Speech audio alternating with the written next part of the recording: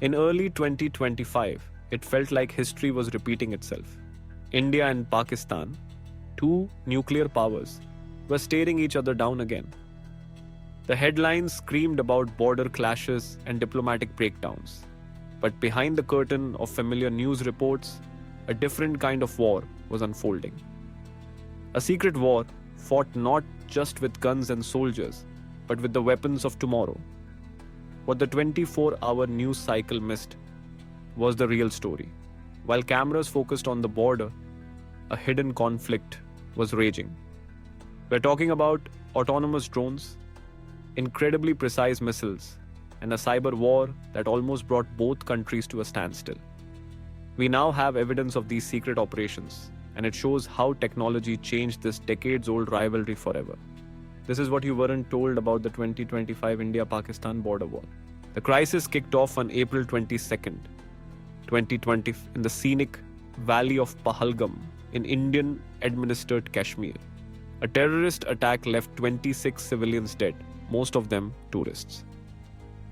After a militant group called the Resistance Front claimed responsibility, India immediately blamed Pakistan for supporting them. It's a charge Pakistan has always denied, even offering to help with an international investigation. In the days that followed, the situation escalated in a familiar way. India took the drastic step of suspending the Indus Waters Treaty, a move Pakistan warned it could consider an act of war. Diplomatic ties were cut. Along the heavily militarized line of control, or LOC, skirmishes and artillery fire became a grim daily routine.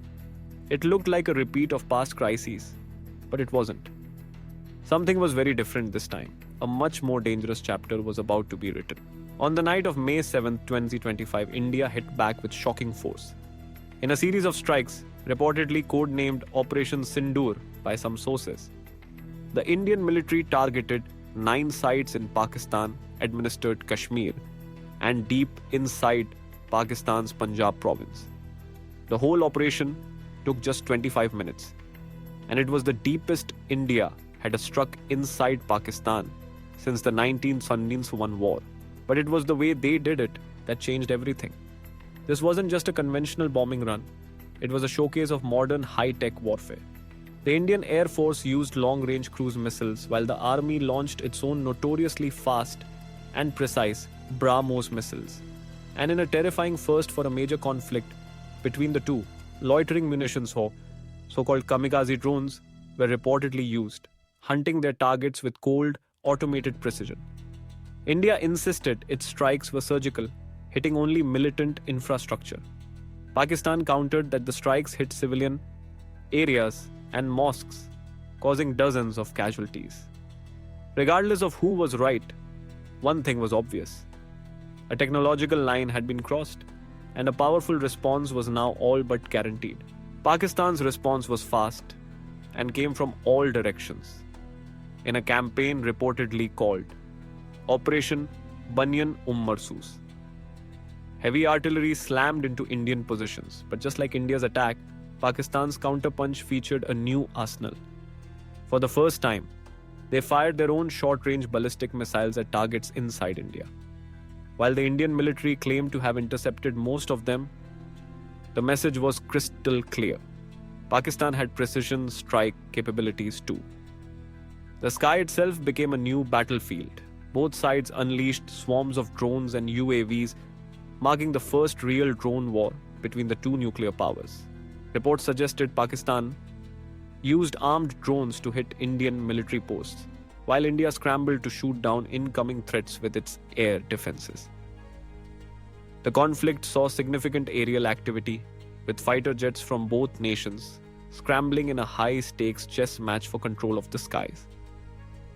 For 4 days, it was a dizzying blur of claims and counter-claims of downed jets and devastating strikes, all made more lethal and unpredictable by new technology. But the most groundbreaking part of this war wasn't the hardware. It was the invisible battle happening in cyberspace.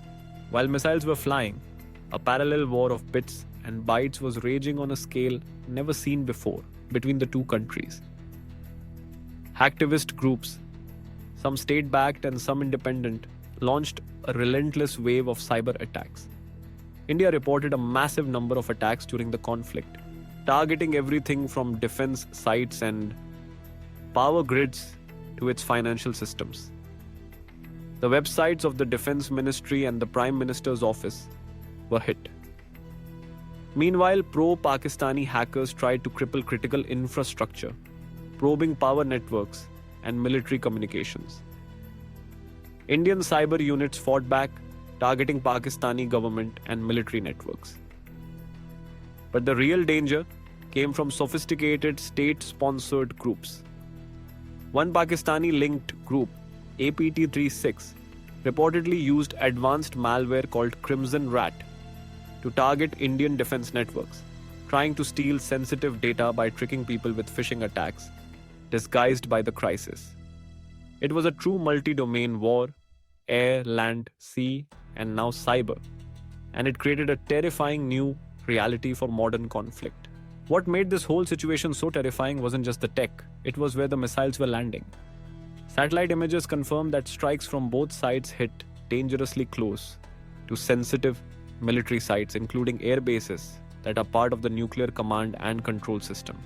A 1988 agreement says you can't attack declared nuclear facilities, and that rule held up. But these conventional strikes were getting way too close for comfort, raising the fear of an accidental nuclear war. This was 21st century nuclear brinkmanship. The sheer speed of the missile and drone attacks squeezed the time leaders had to make life or death decisions down to mere minutes, making a fatal mistake more likely than ever. The world held its breath. It took intense international pressure, mainly from the United States, to pull both nations back from the edge. After 4 brutal days of high-tech fighting that killed dozens of soldiers and civilians on both sides, a shaky ceasefire was finally declared on May 10, 2025. The May 25 conflict was a turning point. It completely changed the strategic game in South Asia. The widespread use of precision missiles and drone swarms set a new, dangerous standard that will almost certainly kick off a new arms race in the region. It proved that even with nuclear weapons looming in the background, the old rules of deterrence are getting fragile, and the guardrails designed to prevent a catastrophe are being worn down by new technology. This secret war of 2025 is a serious warning. The lines between a conventional war, a cyber war, and an information war have all blurred into one. Military planners around the world are still trying to figure out the lessons from those 4 days in May. What part of this new style of warfare do you find most unsettling? Drop a comment below and let us know what you think. And if you want more deep dives into the conflicts shaping our world, make sure you subscribe and turn on notifications.